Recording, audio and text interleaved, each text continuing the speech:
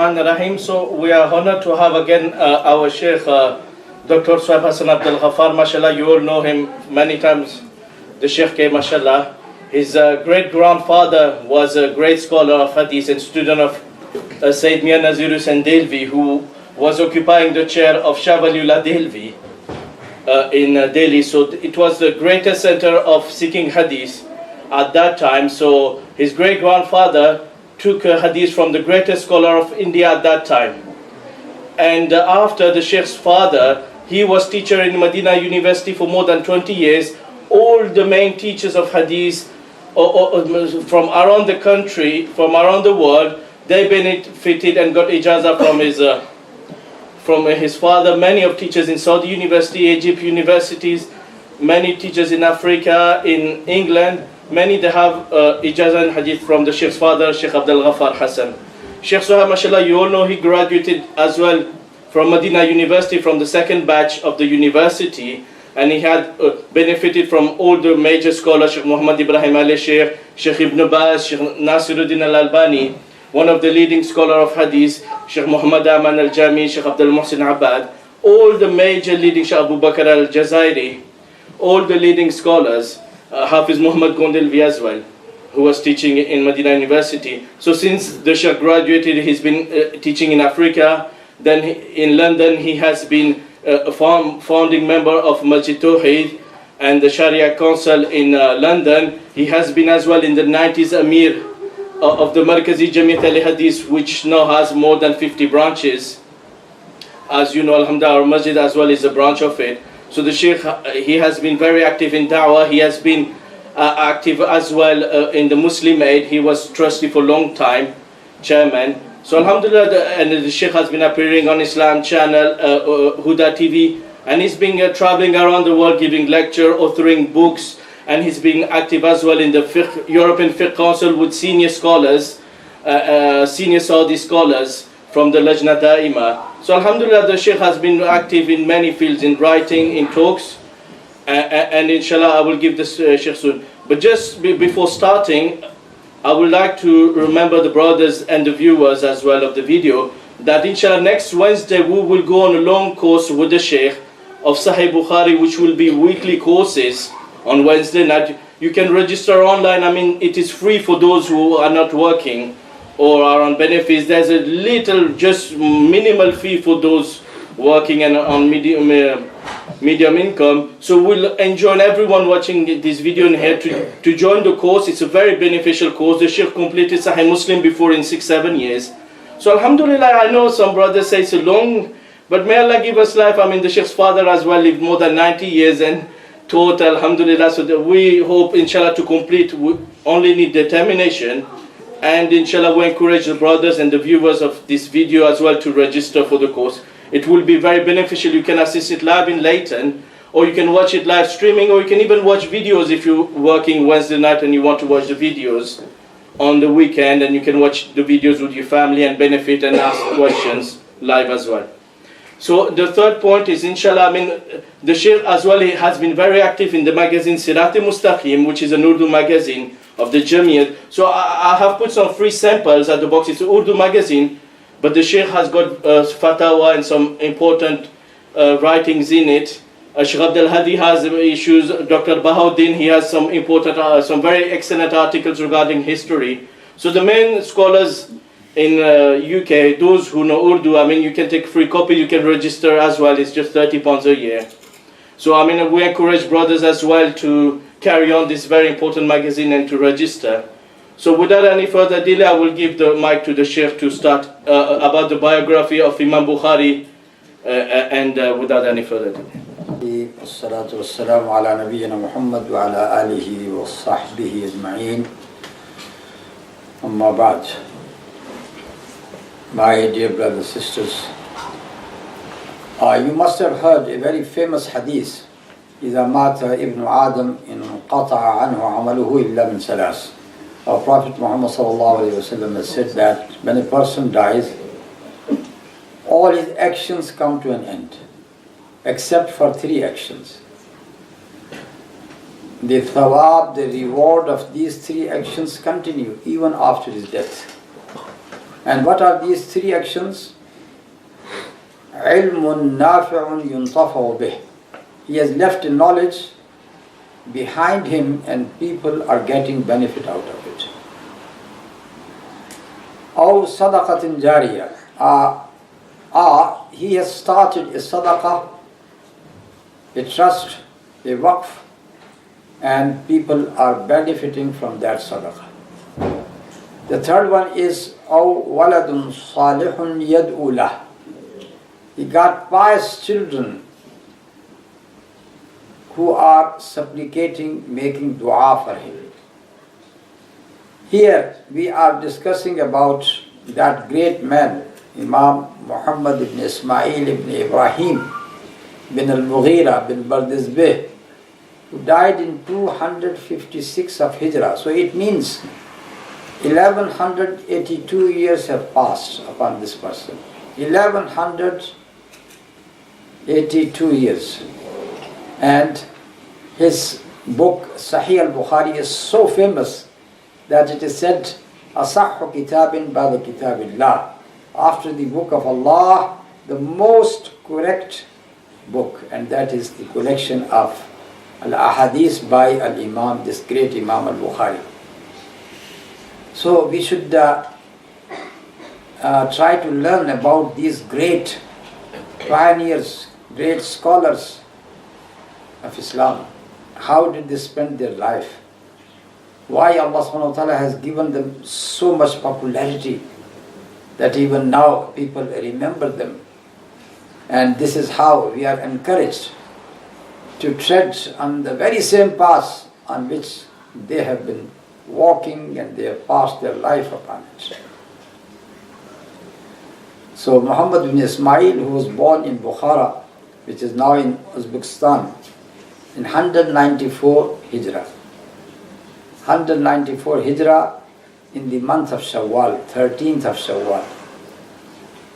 And interestingly, when he died in 256, that was the night of Eid, first Shawwal. Night of Eid, in the preceding Eid, when he died.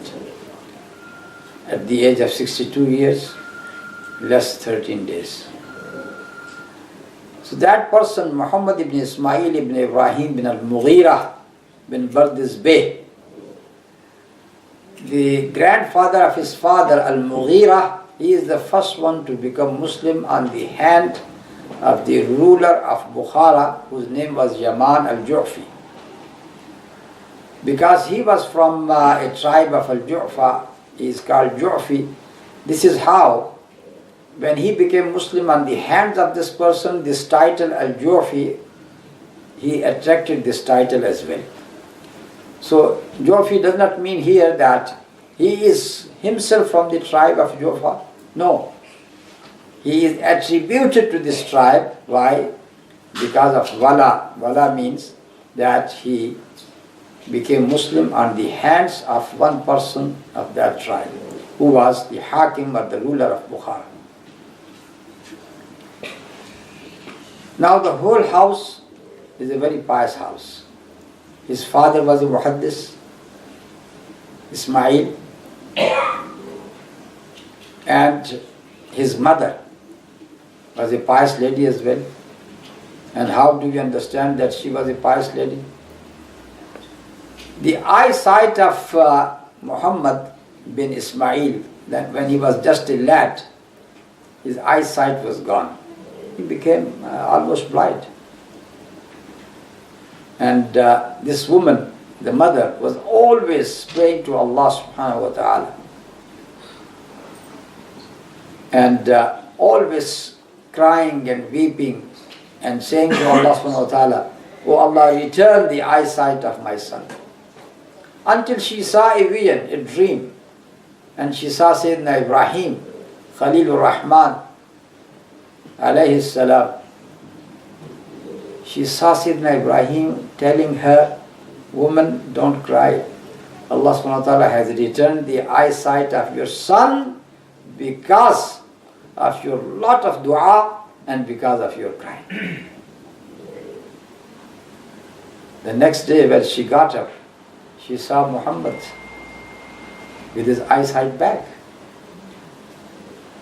This is how her dua was accepted by Allah subhanahu wa ta'ala. Now his father died when he was still a young boy, but he left a good amount of money, and this is how he continued with his education. But his education was mainly in Quran and Sunnah, in Quran and Hadith. He was just 10 years old when he started memorizing the Ahadith of Prophet sallallahu alaihi wasallam. He can confront a great Imam of his time,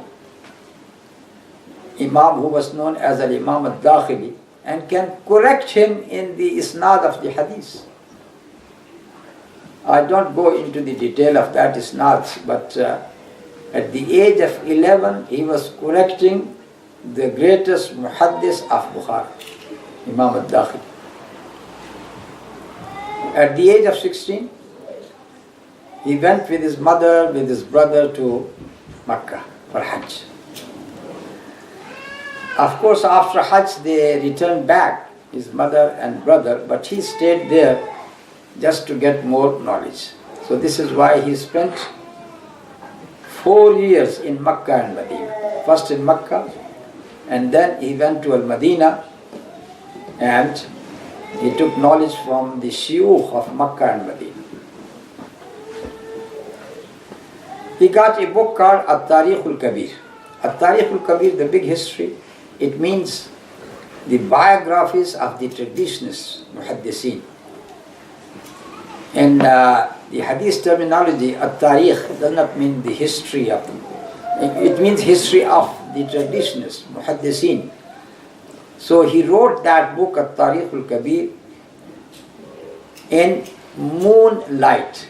And at night time, when it is when there is moonlight, he used to take his book and his pen and used to write hadith.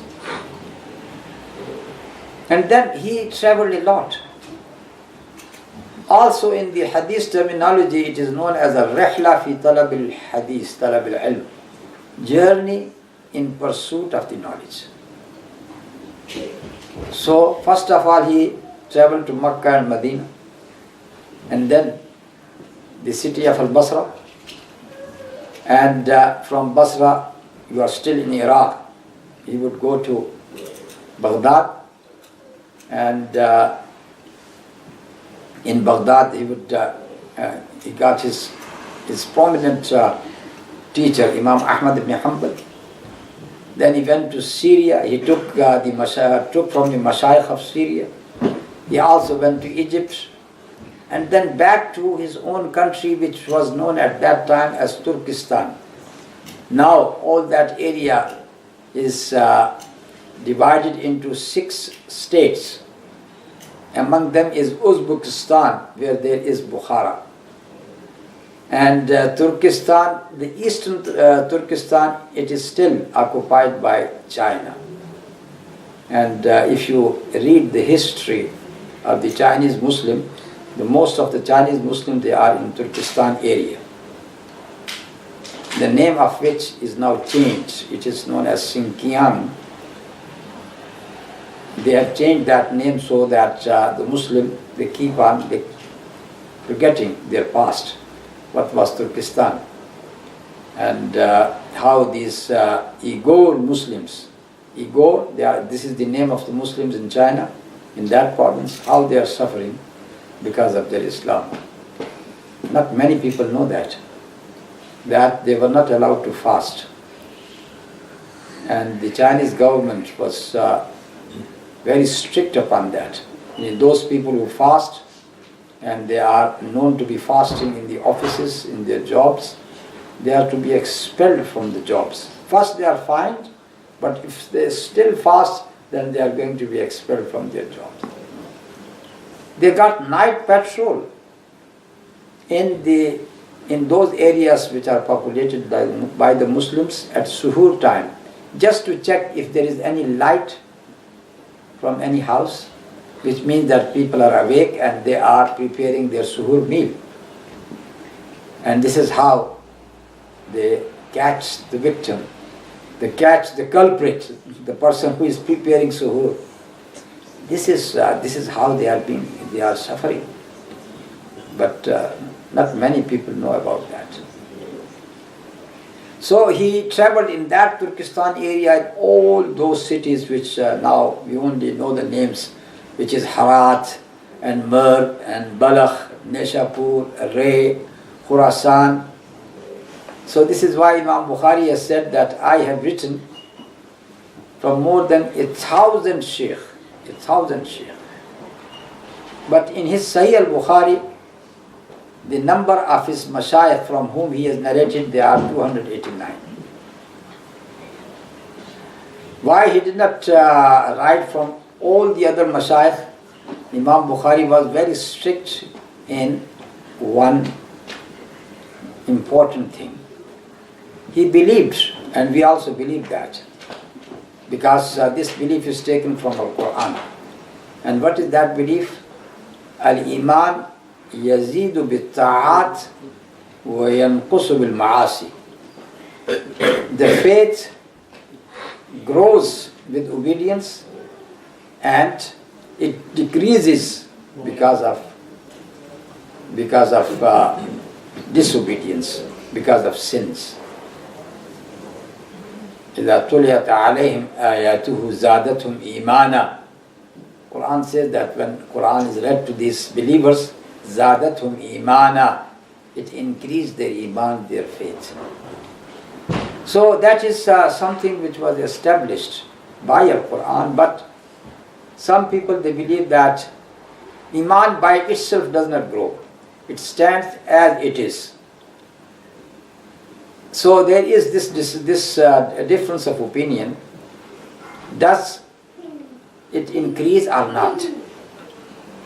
So Imam Bukhari, in the light of Al-Quran and Hadith, he believed that yes, it increases with the obedience and decreases with the sins. So it means that in Al-Iman, good actions are included. Iman is just like a tree, and it has so many branches. So we say that all these branches are different actions. Your prayer, your fasting, your recitation of the Quran, your Hajj, your Zakat, all these things are the branches of Iman itself. Alright, if one branch is missing or if one branch is cut, you don't say that the tree is no more there. No, the tree is still there. So this is why we say that even if a person is sinful, if he has stolen or if he has drunk, but still he is a believer. He is a believer because just like the tree is there. Only some of the branches are affected. Unless the tree is cut, you can't say that tree is no more there. If it is cut, then of course you can say it is no more there. Same thing applies to Iman, that if a person is committing sins, but he is still a believer, then we would say that he is a believer, but he is a sinful believer. Imam Bukhari was very, very careful of his own status, status as a muhaddis. Because if somebody slanders in his character, then all his reputation vanishes. So this is why this story is an interesting story, that once he was traveling in the sea, in the boat, someone in the boat became a friend to him. And Imam Bukhari, a very simple person, in his conversation he told him that I got 1,000 guineas with me, Ashrafi. 1,000 guinea with me. Or you can say more than a pound. Guinea is more than a pound. It's 1,000 pounds. Now what happened? That this man was not a good person. After a while he started making a noise and shouting to the people. He said that my purse or my wallet with 1,000 guineas is stolen. All right, it means that now the people are going to be checked, and the person who got 1,000 guineas would be the culprit, taken to the task. So Imam Bukhari knew, what is going to happen. So he wanted to save his reputation as a traditionalist. Because today, if he was caught in a stealing, though it was wrong, but still people would say, oh, he is the thief who has stolen this poor man's 1,000 guineas. So this is why he took his own purse and threw it in the water. Now everybody was checked, Imam Bukhari was checked as well, and nothing was found. Now this person who accused him later came to him, and then he said to Imam Bukhari, but just tell me the secret. You said that you got 1,000 poor. Where they have gone? Huh? And he told him that this was a question of my reputation, and this is why I prefer to lose 1,000 pounds or 1,000 guineas than to be accused of theft.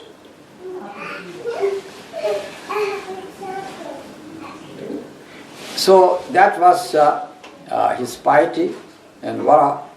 And when he was still receiving the education, sometimes he has to travel a lot, as I have said, and during the traveling he would not find some food.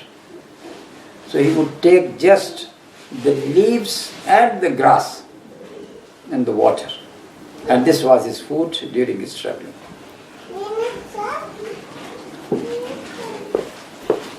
Through his lifetime, he was just eating the bread, not with any proper cooked food at all, let alone the meat, not at all. And this is why when he became very ill, and it was after 40 years of his life. At that time, those people, those who used to treat, they are not called doctors, they are hakim. They are hakim, means herbal doctors. They have seen Imam Bukhari, after seeing him and after seeing his qarura, they detected that this person, this qarura is totally different. It means that he is not eating any cooked food at all. They asked him, what do you eat? He said, just bread, just dry bread.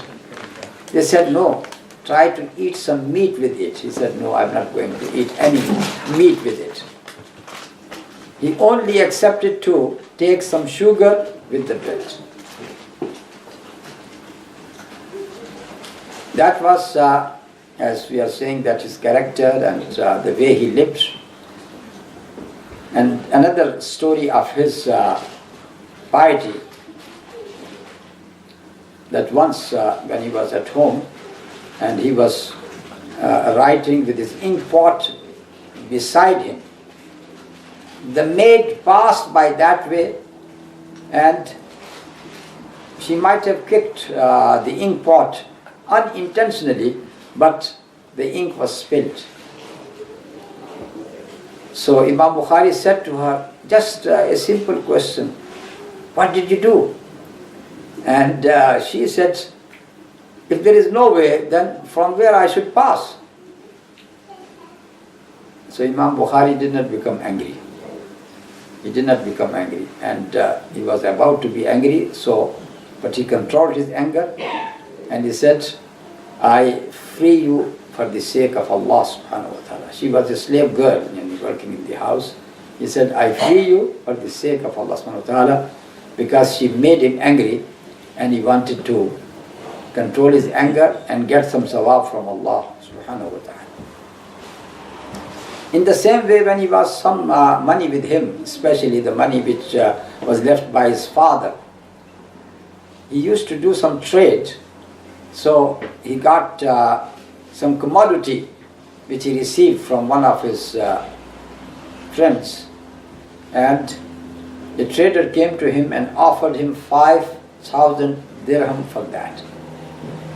He said, all right, let us going to make this contract in the morning. Now at the morning time, another trader came and he offered 10,000 dirham for the same commodity.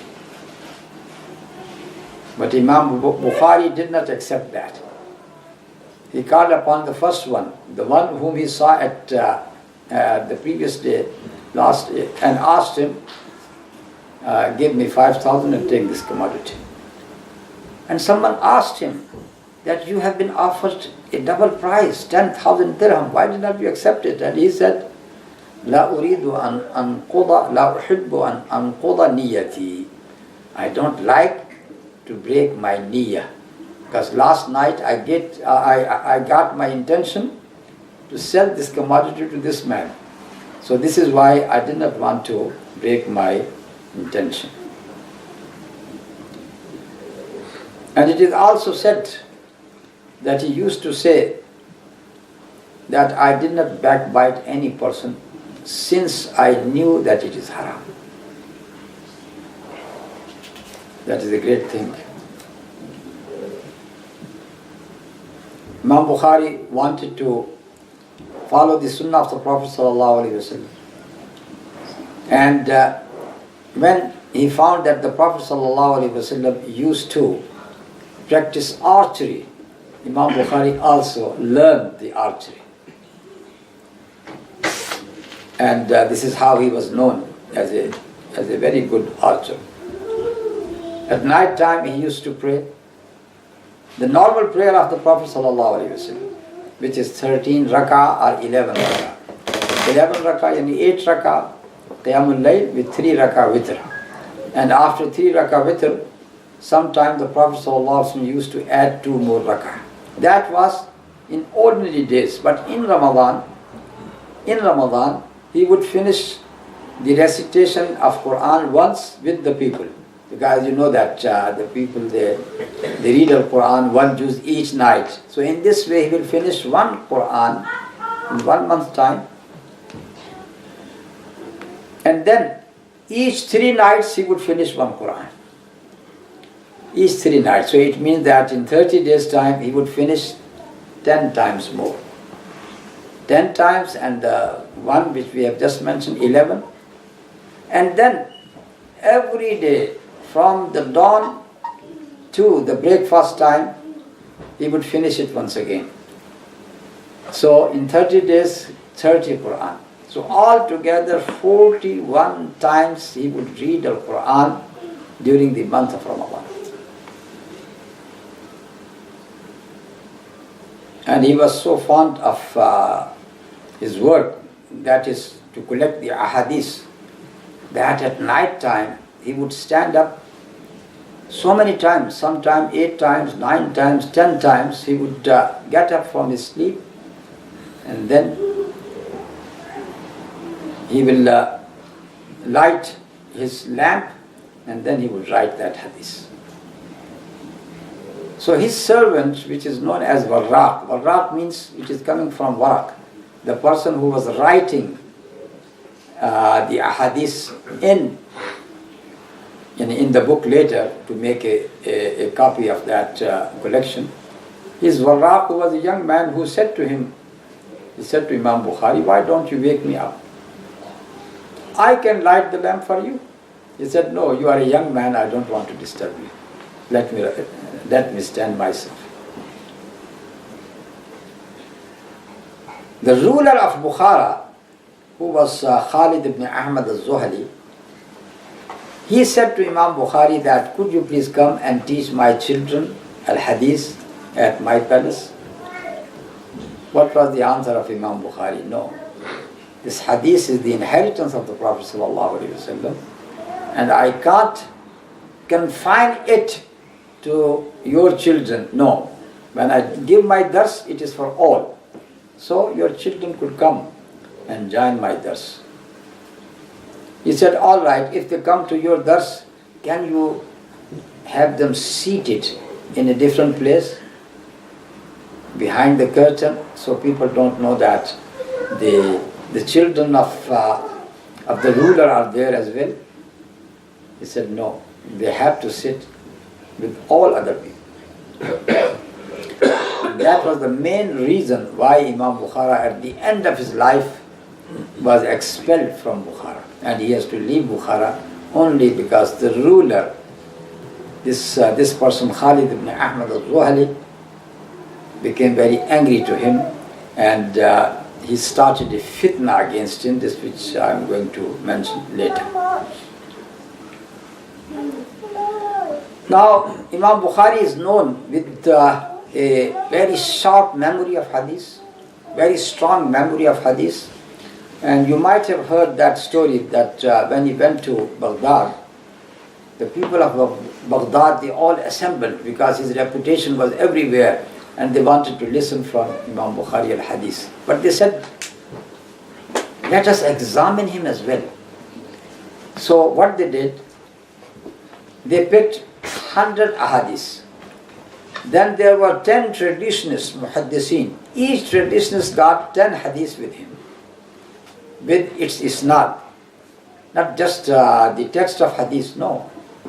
Isnad means that you say, I took it from my sheikh, and he took it from his sheikh, and he took it from that sheikh, and he took it from this sahabi, and he took it from the Prophet sallallahu alaihi wasallam. That is the isnad. So each one got 10 ahadith with its isnad. And when all of them were there and all the congregation was there, they started this test. He said to Imam Bukhari, can we read hadith to you? So he said, all right. So the first person stood and he started narrating this hadith with the isnad. And they have changed the isnad. It was not the real isnad, it was a changed isnad because they wanted to test him. And Imam Bukhari, after listening to it, he said, La arifu, I don't know. I don't know this hadith. Huh? Second, no, I don't know. Third, I don't know. All 10 ahadith, Imam Bukhari said, I don't know. Then the second person stood up and he narrated another 10 ahadith. The third, the fourth, fifth, sixth, seventh, eighth, ninth, 10, all of them read their ahadith. And Imam Bukhari is saying, no, I don't know these ahadith. The common people, they thought, oh, people are praising this person to be the greatest muhaddis, and this muhaddis does not do anything. Huh? But those people who knew the ahadith and who knew the asanid, they said, oh, that person has known the trick which we wanted to play upon him. And then Imam Bukhari stood up and he said, all right.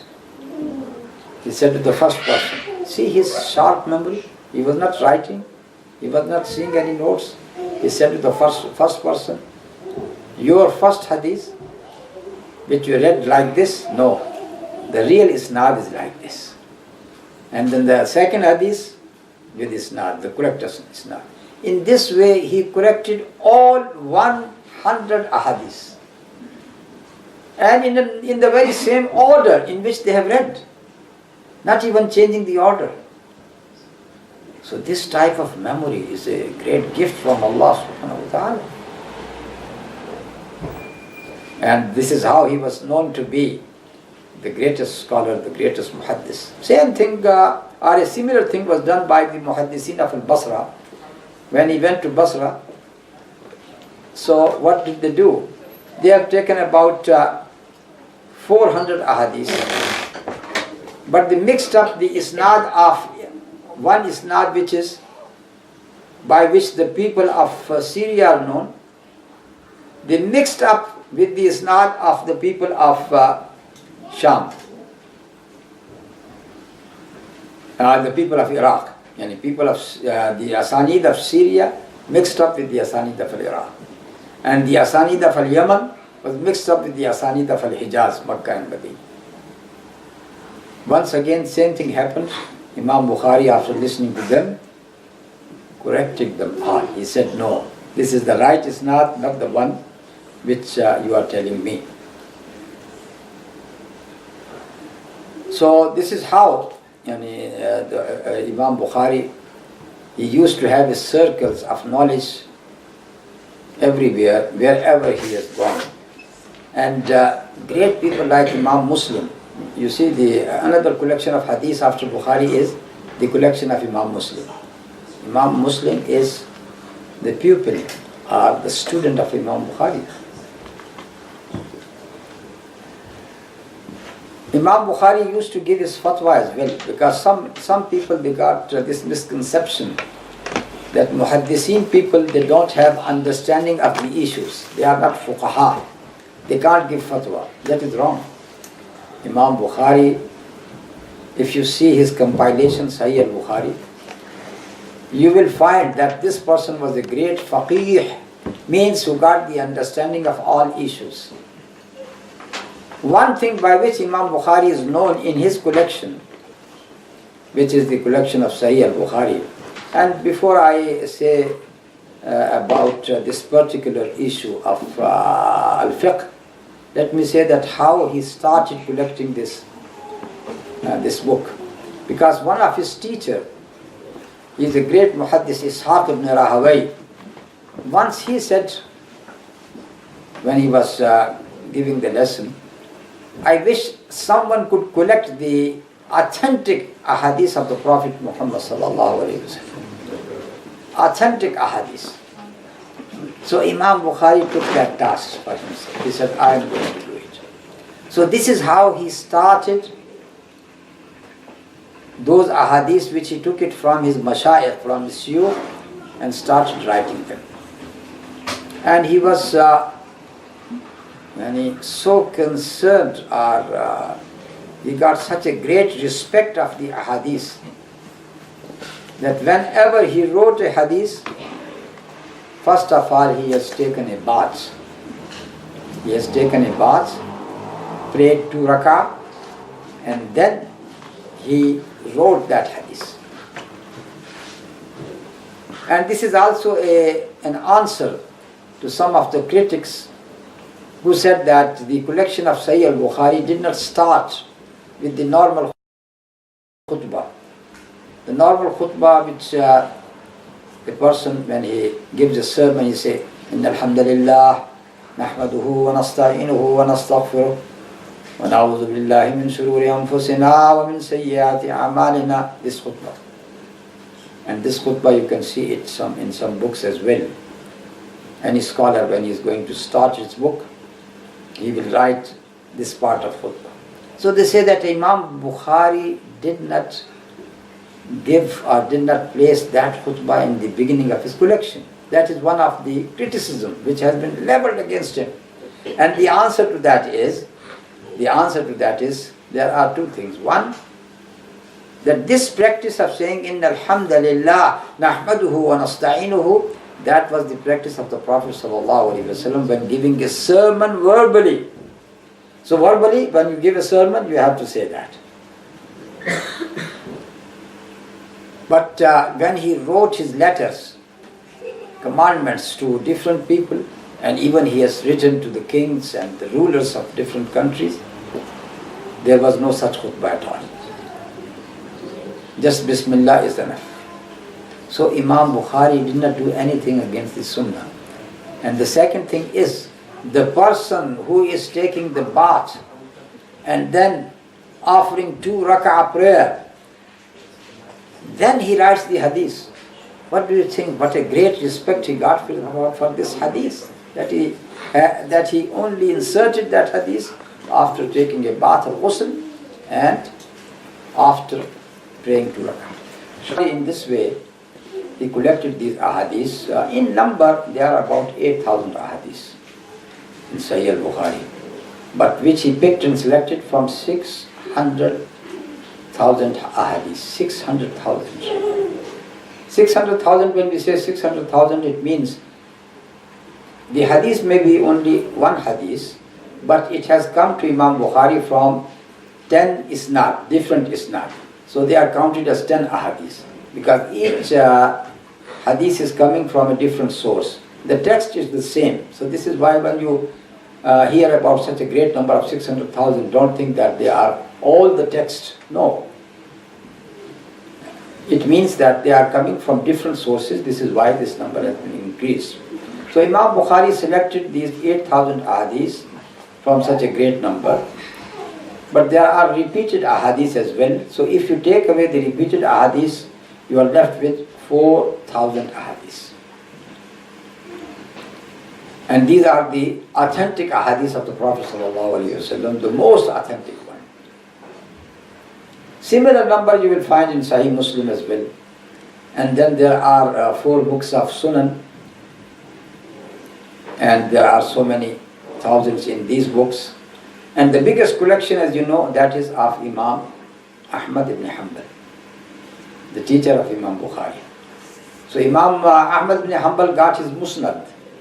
Musnad Imam Ahmad ibn Hanbal got the greatest number of ahadith, 40,000 ahadith. Actually, he introduced 30,000 and his son Abdullah later added 10,000 more. So they became 40,000. So this is why we can say that the authentic ahadith, because there are so many ahadith which are repeated as well in Musnad Imam Ahmad, the authentic ahadith would go, their number would go to around 25,000 ahadith only. And I have mentioned before that there is one of our colleagues, a great muhaddis now in Al-Madinah.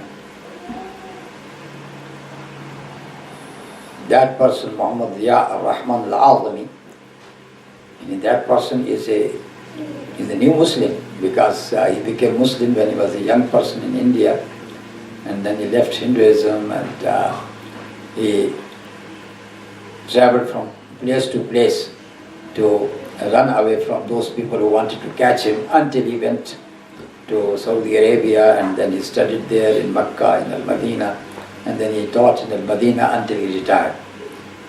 So he has done something very great. He said that because all these Sahih ahadith are not found in one book. They are found in Al-Bukharee, they are found in Muslim, they are found in Sunan Nasai, Tirmidhi, Ibn Majah, Abu Dawud.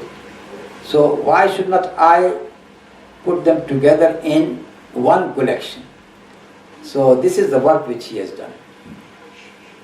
And he has completed it in so many years. I don't remember how many years, because I used to visit him and he used to show me the work which he was doing.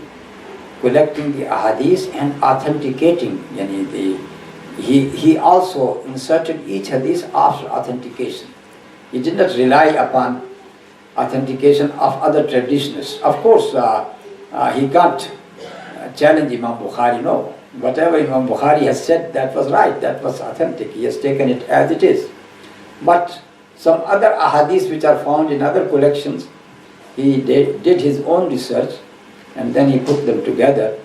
And I think the number which he has gathered of authentic ahadith comes to around 17 or 20,000 ahadith.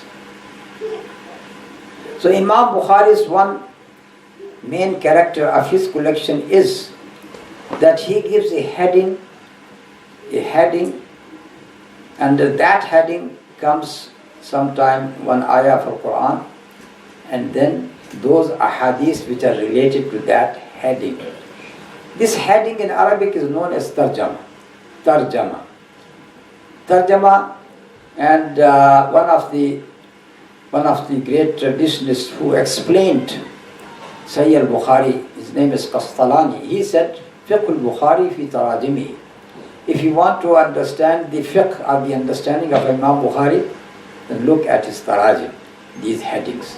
Because the heading itself will let you know that what is the issue which is discussed by him. Because sometimes you see a heading and the hadith which is under it does not match the heading itself.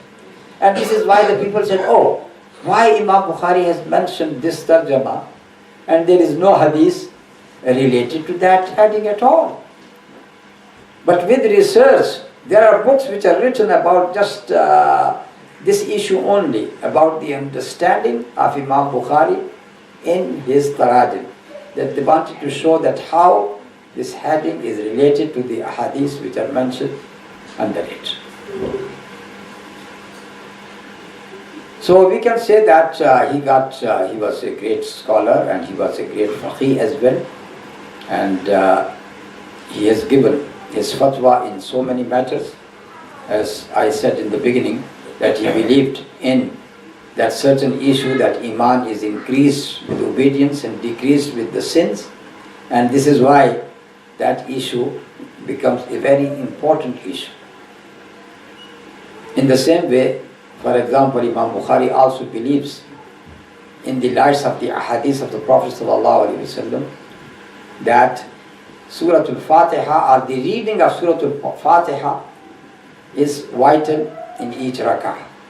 So your prayer is not valid if you don't read Al-Fatiha, whether you are praying by yourself or behind an imam. So Imam Bukhari has given all those ahadith which shows, like the hadith of Ubadah ibn Samit and many other traditions which show that even if you are standing behind the imam, you have to listen to his recitation, but the only thing which you have to say yourself as well, that is Al-Fatiha. Apart from Al-Fatiha, when he finishes Al-Fatiha, he starts another surah, listen to it. But as far as Fatiha is concerned, you should say it as well, so your prayer becomes valid. So Imam Bukhari completed this book, the collection of Sahih al-Bukhari. Then he presented it to his shuyukh like Ishaq, like Imam Ahmad ibn Hanbal, and they are very pleased with it. So it shows that it got recognition in his own life, this collection.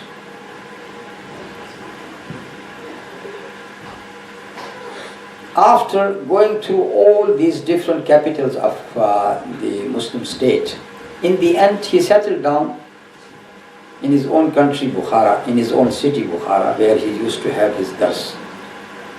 Now that other sheikh, which I mentioned in the beginning, Imam Yahya al-Dakhili, he was there as well. And as you know that people, they become jealous. If one person sees that more people are joining someone's else circles, so they become jealous. So that was the issue of jealousy between Imam al-Zuhli and Imam Bukhari. So Imam Zuhli became a source of a fitna against Imam Bukhari. At that time, it was the time of Abbasid period, and during the Abbasid period, this issue was very much discussed among the scholars. What was that issue? That Quran is created or not created. Quran is makhluk or ghayru makhluk. Imam Ahmad ibn Hanbal has suffered a lot during the life of 3 Abbasid caliphs, only because of this issue, because he said that Quran is the word of Allah, and the word of Allah subhanahu wa ta'ala is the attribute of Allah. All the attributes of Allah are ghayru makhluqa, they are not created, because creation is something else. All creations are going to die, finish. Human beings are the creation of Allah subhanahu wa ta'ala, they are going to die. They have to taste death. But the attributes of Allah subhanahu wa ta'ala, if you say that they are created, do you mean that a time would come when all the attributes of Allah would no more there? They would die? So this is why he believed that the attributes of Allah subhanahu wa ta'ala are not created. And he was tried because of that, because some other scholars, they said no, they are created. So now the fitna was here in those days, that someone asked Imam Bukhari, what do you say about Quran? So he said very clearly, Al-Quranu ghayru makhluqin.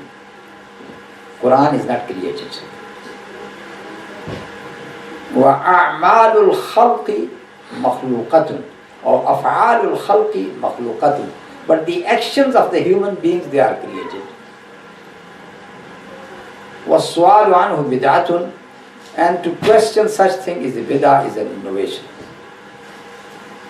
So when he said that the actions of the people are created, it means that when a person is reciting Al-Quran, if I am reciting Al-Quran, the words which are coming out of my mouth, these are done by me. So this is an action of a human being who is going to die, and this is why all his actions would come to an end as well.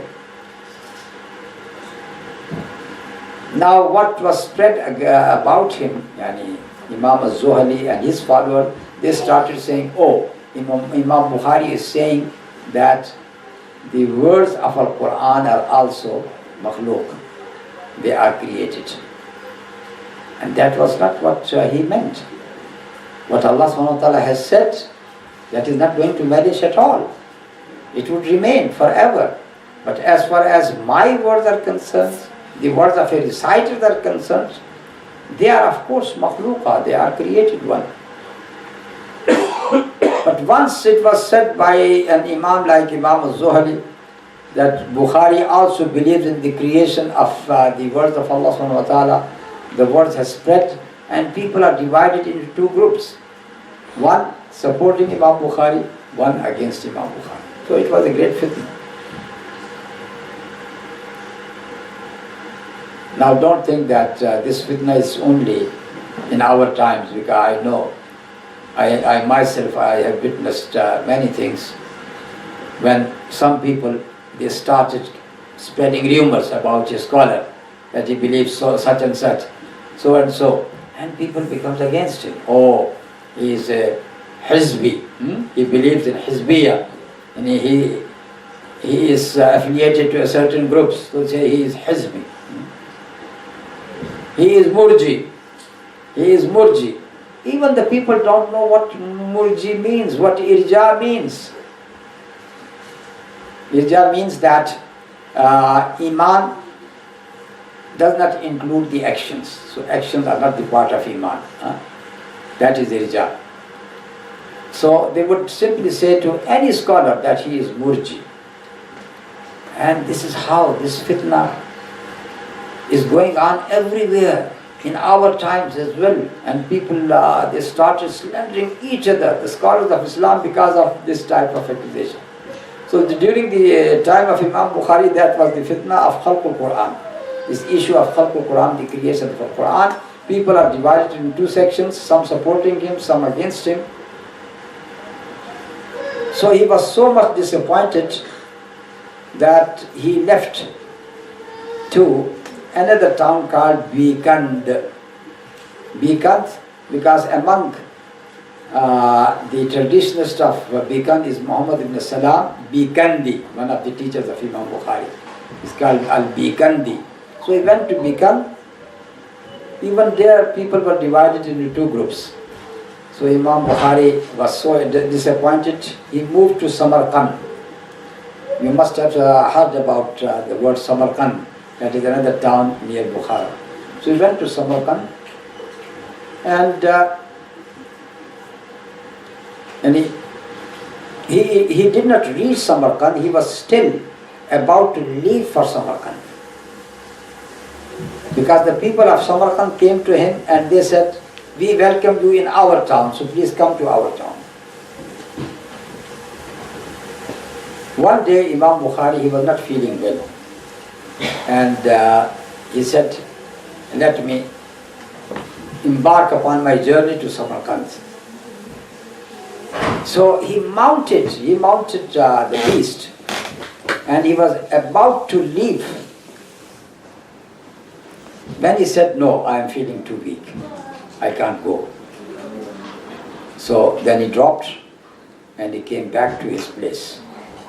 And he has left Bikand, and he was about to move towards Samarkand.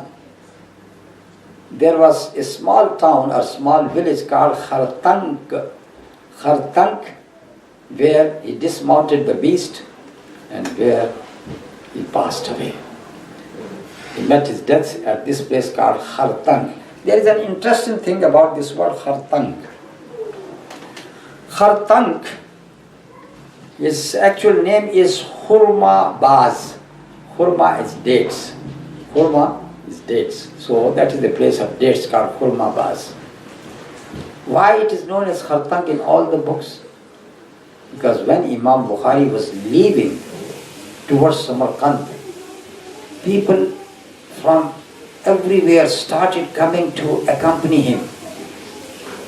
And of course, in those days, the transport was donkeys. So they were hiring donkeys to mount and go with Imam Bukhari to Samarkand. There were so many people that even they did not find more donkeys to ride. So this is why it is called Khar Tang. Khar means donkey. Tang is the same word as we know in our language, that it is something when you say that it is tang, means it is narrow, it is not spacious. They say that the donkeys' number was decreased. There were no more donkeys left. So the place was called Khartang, where he died and where he was buried. Before his death, he used to pray to Allah subhanahu wa ta'ala, Ya Allah, baqa alayya al-ard, faqbidni ilayk. And in this dua which he has made, that, oh Allah subhanahu wa ta'ala, this earth has become very narrow upon me. Oh Allah subhanahu wa ta'ala, take my soul. Just within a month's time, Imam Bukhari died after this dua. Some people, again, who are in the habit of criticizing, they criticize Imam Bukhari, and they said that why Imam Bukhari has made such a dua. When there is a hadith of the Prophet ﷺ, which said very, very clearly that a person should not say or should not ask for his death, but leave the matter to Allah subhanahu wa ta'ala. But we have to understand that hadith. This hadith says, لا أحد يدعو للموت لضر أصابه. لضر أصابه, because of any illness which he got. And the person becomes so fed up of his illness that he says, oh Allah subhanahu wa ta'ala, let me die. No, he should not. He should only say that, oh Allah subhanahu wa ta'ala, if the death is good for me, then take my soul. If not, then it is up to you. So here the word لِغُرٍ أَصَابَهُ, it is very clear that if it is a matter of a worldly illness, then you are not allowed to say such type of dua, asking death for yourself. But here was not the matter of it was not a worldly matter at all. It was a matter related to deen. Because Imam Bukhari felt that people, they are divided in groups because of him. Some people are supporting him, some are against him, and he has to leave this country, then go to that country, from one place to another place. So this is why he prayed in this way, and that is the justification for him to pray in such a way. He was buried in Khartang, and it is said that the Ahlul Sunnah, they are known with their janazah. Means when they die, you will see how much they were loved by the people. So there were a great number of people who attended his janazah. And this happened to so many great scholars of Islam, that when they die, people come from everywhere to join their janazah, because they loved that person of knowledge. And it is also said that people used to smell the fragrance of musk coming from his grave. That was something which was established and which was written by all those people who have written the biography of Imam Bukhari. So these are the few things which I could cover in today's lesson, because if we have to speak about his books, there are about 25 books which he has written, and the biggest one is Sahih Al-Bukharee, and then about his teachers, about his students, about his conditions which he has laid down in his collection, which type of hadith he is going to accept and which one he is going to reject. And then another issue is all those accusations which are leveled against him as far as the book is concerned. This is another subject which we can cover. So there are so many things which still we can't cover in this lesson. But alhamdulillah, whatever is said is enough. May Allah subhanahu wa ta'ala accept this speech, and may Allah subhanahu wa ta'ala accept your devotion, your attendance today as well. ربنا تقبل منا إنك أنت السميع العليم وتوب علينا إنك أنت التواب الرحيم وصلى الله تعالى على نبينا محمد وعلى آله وصحبه أجمعين. السلام عليكم. Is that true that during the lifetime of Imam Al-Bukharee, his Sahih Al-Bukhari wasn't that popular? It only became popular after his death. I'm not sure whether you'll cover this in the subsequent lessons. No, it is quite understandable that when he was compiling his book, he only finished it just 2 years before his death. So this is why it should not be popular in his own life. But when he presented it to the people, and they were amazed to see such a collection. And of course, it became later popular, very popular after his death.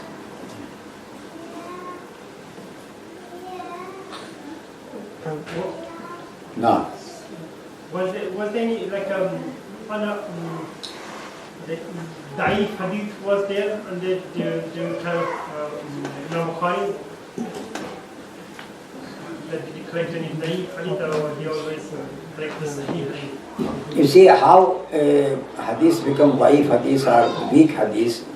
You see, during the time of the Prophet ﷺ, those people who immediately heard from the Prophet, the Sahaba Rizwanullahi ta'ala alayhim ajma'in, they heard from the Prophet, so there was no questions of Da'if hadith.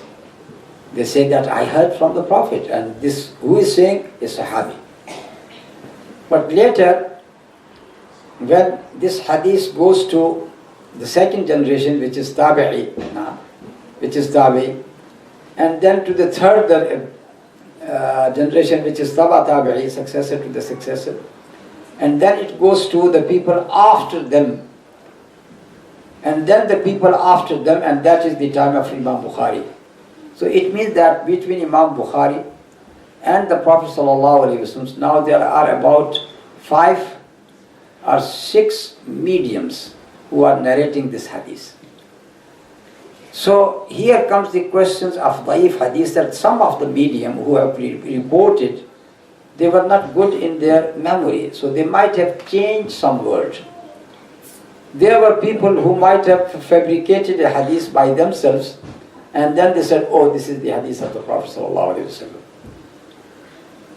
Like some people who wanted to make fake currency. Why do they make fake currency, fake pounds? Why? Because they know that the pound is going to be accepted by the people. They are not going to make a currency which is no more known to the people. Only that currency which is valid, they will try to fake it. So in the same way, because hadith was accepted by the people, the saying of the Prophet ﷺ, so someone would say, all right, let me make one saying and attribute it to the Prophet ﷺ, so it becomes popular. So this is why this issue of weakness of hadith and the fabrication of hadith started. So during all that period of 200, because Imam Bukhari was born in 194, and in 200 years after the Prophet, and he died in 256. So in these 200 years, of course, there were so many ahadith which were not authentic, which were dhaif. So Imam Bukhari has to detect them and take only the authentic ones. Now. Jazakallah.